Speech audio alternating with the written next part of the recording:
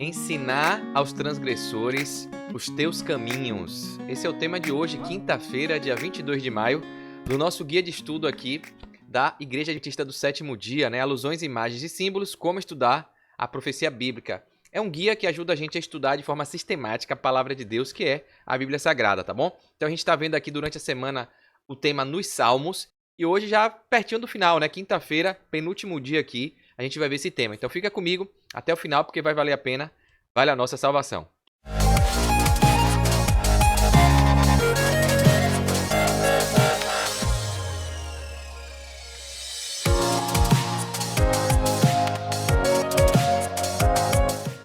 Bem, vamos lá, né? Então, como sempre eu faço, compartilhando alguns slides aqui com vocês. E lembrando que se você ainda não pegou os estudos anteriores, passa aí para você acompanhar a sequência lógica, tá bom? Desde o sábado a gente está estudando aqui nos Salmos, né? Falando aí da relação dos Salmos também com a profecia, com o Evangelho, tá bom? Então, ensinar os transgressores os teus caminhos, esse é o tema de hoje, quinta-feira, dia 22 de maio, que a gente vai ver. Mas antes, dá uma recapitulada rápido no vídeo de ontem, a gente falou aqui, né, do Salmo 5, falando da relação aí com Apocalipse, né, dizendo dos redimidos e dos pecadores, as características ali. Se você não viu, tá aí no card, na descrição, nos comentários, o link para você pegar, tá bom? E hoje a gente também faz uma recapitulação a um tema antigo que a gente estudou. Eu vou deixar aqui no card também uma lição que a gente estudou sobre Eis-me aqui, envia-me a mim, do profeta Isaías, a visão que ele teve do trono de Deus. Semana passada a gente viu isso. Então tá aqui também, o guia remete esse estudo anterior. Ó. Depois que Isaías viu o Senhor na sala do trono, né, que a gente viu ali que o querubim foi lá,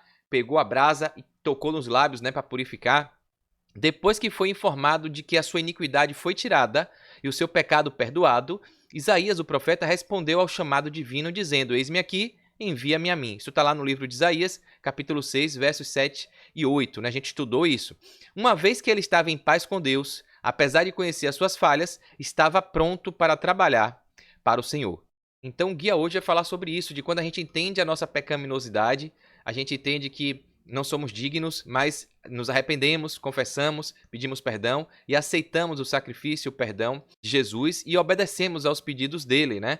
Então, por meio dele, através da graça, a gente acaba superando essa pequenez e a gente se coloca à disposição para servir de instrumento, pregando a mensagem, falando do Deus eterno, tá bom? Então é isso que o guia acaba perguntando aqui também, ó. Isso também ocorre conosco, né? Pessoas que ali às vezes se sentem até indignas e não se acham dignas de pregar, de cantar, de fazer alguma atividade na igreja, né?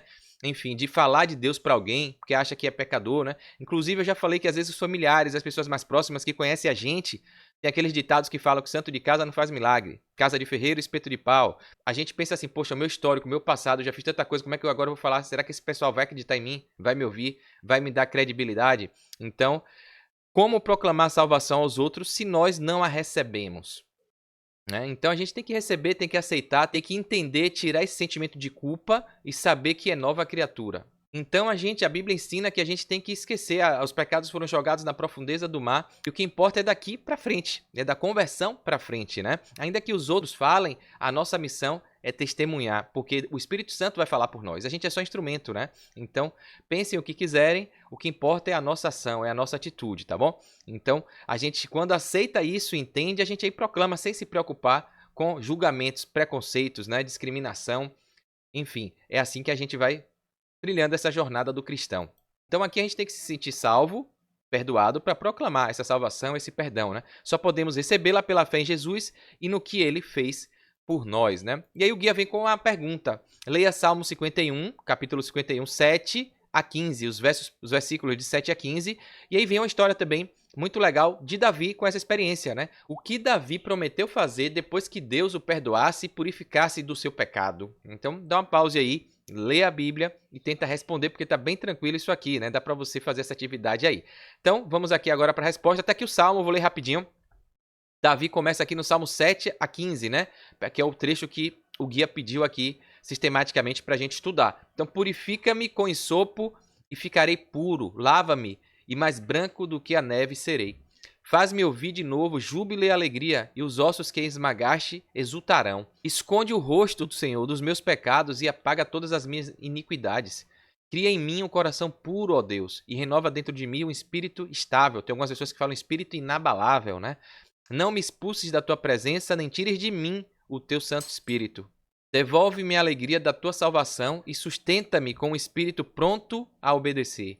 Então, olha a obediência chegando sempre junto, né, da graça, da misericórdia, do perdão, da salvação. E aí, o Espírito ajuda a gente, através de Jesus, a ser obediente, né? Então, e aqui entra no tema de hoje. Então, olha o que Davi fala, a resposta: ensinarei os teus caminhos aos transgressores, para que os pecadores se voltem para ti. Olha o senso de missão, né? Que Isaías também teve. Se sentiu perdoado, purificado, e agora ele vai pregar a mensagem, vai ser um porta-voz de Deus, né? Livra-me da culpa dos crimes de sangue, ó Deus, Deus da minha salvação, e a minha língua aclamará a tua justiça. Ó Senhor, dá palavras aos meus lábios, e a minha boca anunciará o teu louvor. Bacana que aqui também fala da incapacidade que a gente tem, é Deus que faz, né? Deus que dá as palavras aos nossos lábios. Então sempre oro para Deus, o Espírito Santo, me inspirar, para que eu possa falar aqui o que ele deseja que a gente fale, para tocar você que está aí do outro lado da telinha. Então é assim que a gente vai vivendo a jornada do cristão, tá bem? Então perceba que Jesus pegou, foi pessoas ali simples, pescadores, né?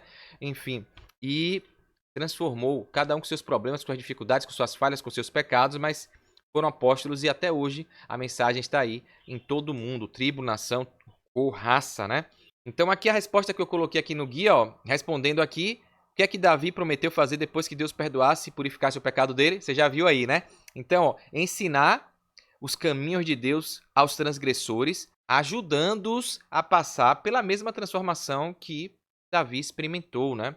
E o autor coloca aqui, ó, ser chamado à presença de Deus é, em última análise, ser enviado de volta ao lugar em que estávamos. Então a gente foi criado para ser isso, honrar e glorificar Deus lá no Éden, né? Então veio o pecado, esse distanciamento, a rebeldia, idolatria, sentimento de culpa, né?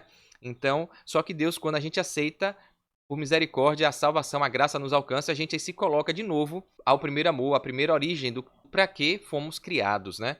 Então, em sua sabedoria, Deus designou os redimidos para servir como sua voz para o mundo caído. A gente viu que Deus chamou o povo de Israel para ser essa luz, esse sal, esse pregador.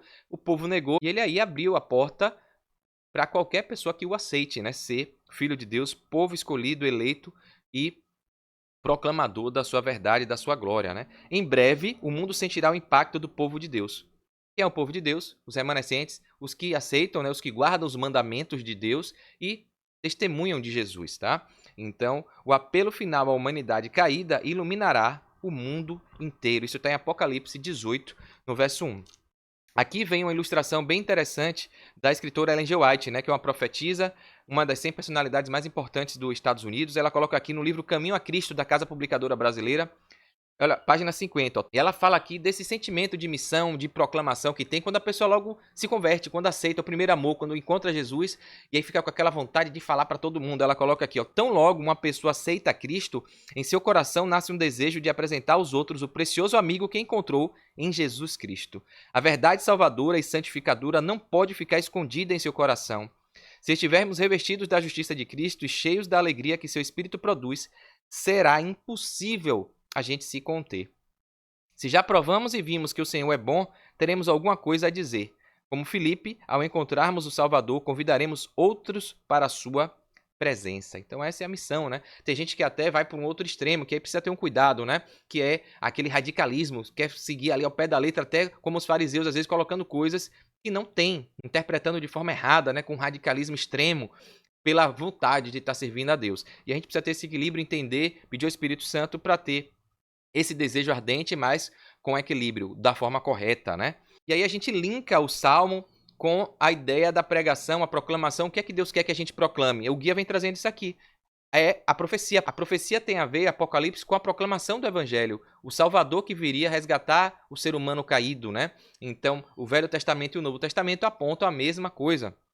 E aqui, no Apocalipse, vem justamente essas 3 mensagens angélicas que trazem em seu fundamento o Evangelho eterno, né?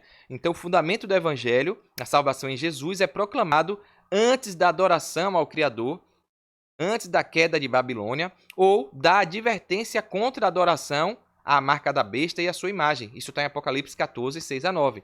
Então a proclamação do Evangelho antecede tudo isso. Inclusive a Bíblia fala da profecia, quando Jesus vai voltar, quando estiver perto, quando todo mundo souber da palavra, da mensagem, do Evangelho, né? Todo tribo, nação, quando chegar para todos. Então essa missão depende de nós, né? Como disse aqui em cima, então Deus quer designar os redimidos para servir como sua voz para o mundo caído. E esse redimido sou eu e você, pecador, indigno, mas que através dele a gente consegue ser capacitado e fazer a obra dele como instrumento de Deus, né? E aqui o autor coloca, ó, a mensagem dos 3 anjos significam, acima de tudo, a esperança e a promessa que temos em Jesus e no que ele fez por nós. Fora do evangelho eterno, realmente não temos nada de valor a dizer ao mundo. Tá? Então aqui as doutrinas são importantes, o entendimento da Bíblia, só que tudo leva para a volta de Jesus e restauração do povo caído, pecador. Então, se não tiver essa mensagem de salvação, de vida eterna, que é o evangelho, prega isso, né? Jesus vindo morrer por nós e a gente aceitando para ser redimido, não adianta falar nada, tá? Não adianta discutir de nada. Tudo tem que levar para esse desfecho final das mensagens angélicas da volta de Jesus e a morada celestial eterna com os salvos, né? Aqui o guia coloca aqui, ó, antes da proclamação das 3 mensagens angélicas, somos conduzidos ao evangelho eterno. Qual é a importância dessa verdade fundamental para todas as nossas crenças? Então, como eu já disse aqui, né? Antes de perguntar, eu já tinha respondido. As doutrinas têm que levar para Cristo. Todas elas apontam para Cristo, né?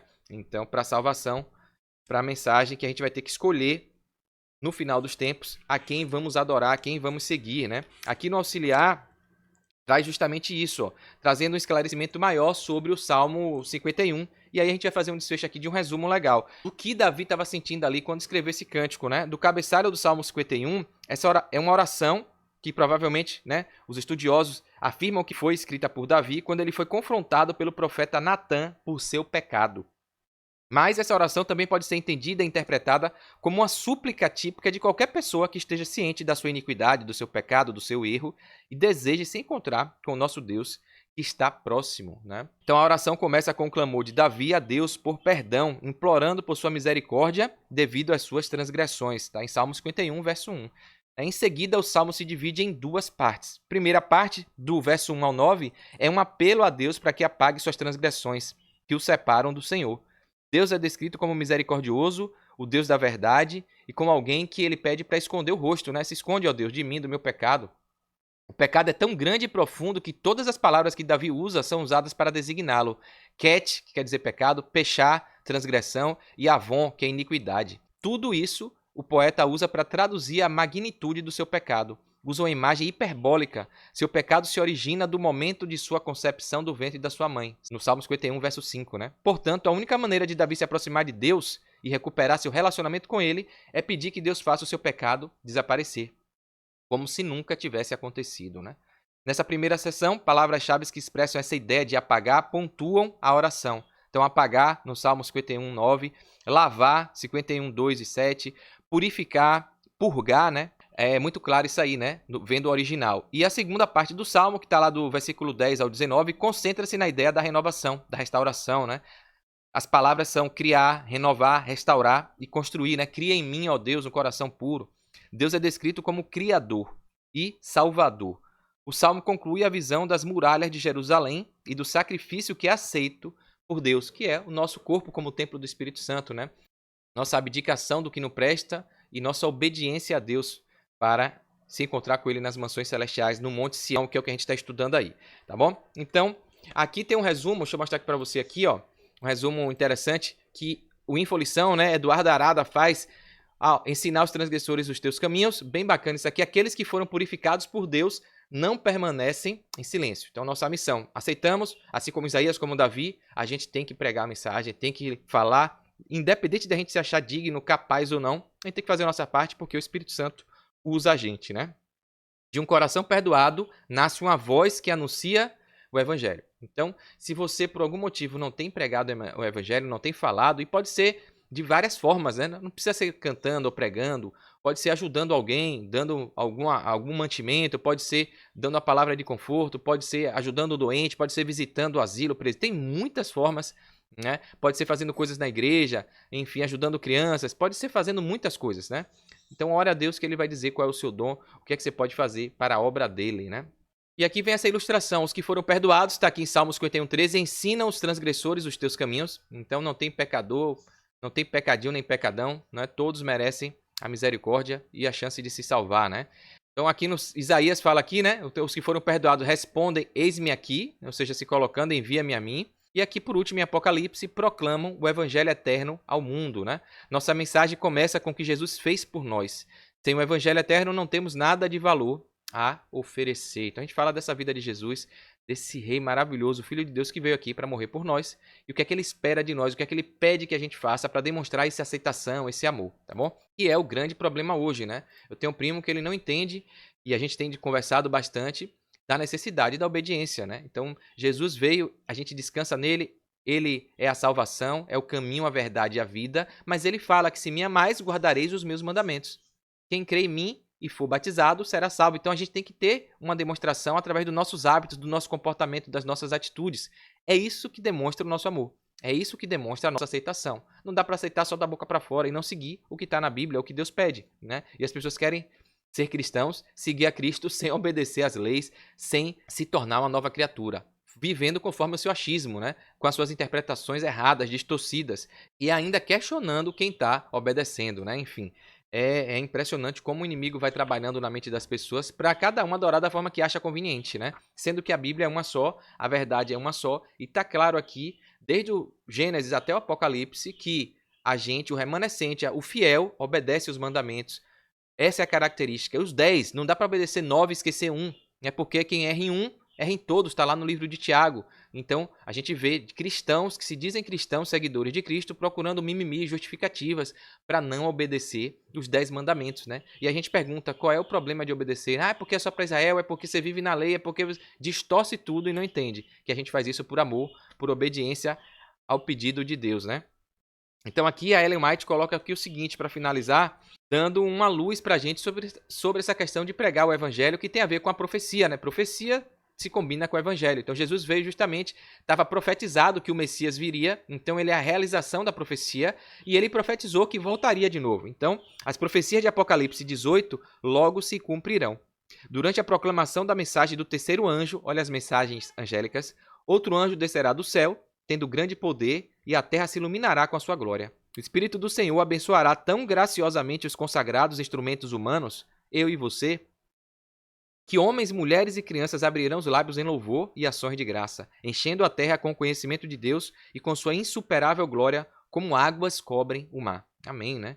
Aí a gente vai ver aqui que é o grande derramamento do tempo do fim. Os que mantiverem o princípio da sua confiança firme até o fim estarão bem despertos durante o tempo em que a mensagem do terceiro anjo será proclamada com grande poder. Durante o alto clamor, a igreja, ajudada pelas providenciais intervenções de seu exaltado Senhor, difundirá o conhecimento da salvação tão abundantemente que a luz será comunicada a toda cidade e vila. A terra será cheia do conhecimento da salvação. Maranata, o Senhor logo vem. E aqui ela fala o seguinte, a grande obra do Evangelho não será concluída com menor manifestação do poder de Deus do que a que marcou o seu início, né? As profecias que se cumpriram no derramamento da chuva temporã, no início da proclamação do Evangelho, se cumprirão novamente na chuva serôdia, na conclusão dessa obra. Então a gente vê, com a luz da Bíblia, que a chuva temporã foi o plantio da semente ali, é quando na agricultura as pessoas esperavam chover para plantar, para arar a terra e plantar a semente, né? Foi ali quando João Batista veio, Jesus, os discípulos, tudo começou, né? E aí a mensagem de salvação do Evangelho de Cristo veio crescendo, germinando, crescendo, até dar frutos. E aí Jesus vai voltar com a chuva serôdia, que é a chuva da colheita, né? Então passar a foice e levar os santos, os salvos, obedientes e condenar os que negaram a sua palavra, né? E vamos viver para sempre, né, com Deus, sem dor, sem sofrimento, sem morte, sem pecado. Esses são os tempos de refrigério aos quais o apóstolo Pedro se referiu quando disse: arrependam-se e se convertam para que sejam cancelados os seus pecados, a fim de que, da presença do Senhor, venham tempos de refrigério que ele envie o Cristo, né? Amém. Isso aqui tem Atos dos Apóstolos 3, capítulo 3, verso 19 e 20. E aqui ela coloca as visões que ela sempre tem e que ajudam a gente a entender as cenas, né, do tempo do fim. Servos de Deus, com o rosto iluminado, irradiando uma santa consagração, se apressarão de um lugar a outro para proclamar a mensagem do céu. Por milhares de vozes em toda a extensão da terra será dada a advertência. Haverá milagres, os doentes serão curados, sinais e maravilhas acompanharão aqueles que creem. Satanás, porém, também realizará seus falsos milagres, fazendo até mesmo descer fogo do céu diante do povo. Apocalipse 13, verso 13. Então imagina o conflito cósmico até aqui. O diabo vai fazer de tudo, realizando milagres, se transformando em anjo de luz, fazendo fogo descer do céu. para enganar muitos, se possível até os eleitos, né? E é aí que entra a sabedoria, o entendimento do selo de Deus, da marca da besta. Porque aqui, ó, Ellen White coloca: os habitantes da terra terão que tomar a sua decisão. Vai seguir a quem? Vai escolher quem como Salvador, como grande Redentor? O diabo que está fazendo milagres, fazendo fogo descer do céu, se transformando em anjo de luz? Ou o Jesus Cristo, Filho de Deus genuíno? Né? É isso que o diabo quer usurpar, né? Quer ser adorado, quer tomar o lugar de Deus. E muita gente vai adorar Satanás por não entender, estudando corretamente, com profundidade, a palavra de Deus.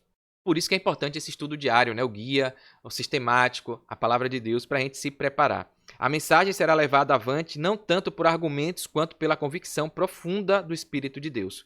Os argumentos foram apresentados, a semente foi semeada e agora germinará e frutificará. As publicações distribuídas pelos missionários têm exercido sua influência, mas muitos que ficaram impressionados foram impedidos de compreender completamente a verdade, ou até de prestar a obediência a ela. Então, infelizmente, vai ter gente que vai resistir, vai entender, mas não vai querer obedecer.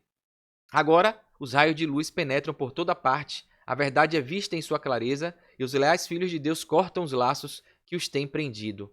Laços de família e relacionamentos na igreja não têm poder para detê-los agora. A verdade é mais preciosa do que tudo mais. Apesar das forças arregimentadas contra a verdade, um grande número de pessoas se posicionará ao lado do Senhor. Está no livro Grande Conflito, página 508, 509.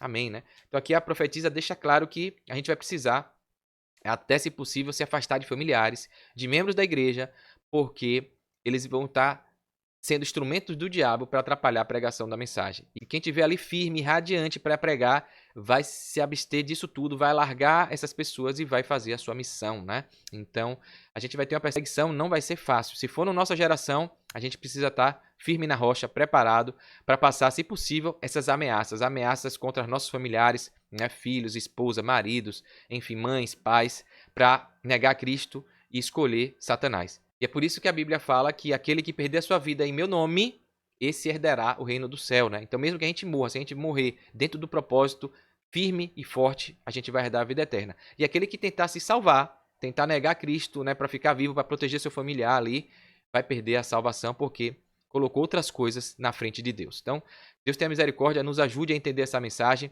e que a gente possa proclamar o evangelho a todo mundo, raça, cor, tribo, língua, nação, tá bom? Essa é a nossa missão, foi para isso que Deus nos chamou, para honrar e glorificar o nome dele, tá bom? Então aí, se você gostou, curta aqui, comenta, se inscreve no canal, clica no sininho, porque duas coisas acontecem, eu sempre bato nessa tecla. Uma é que você vai receber os avisos, as notificações de tudo que eu posto aqui no meu canal do YouTube.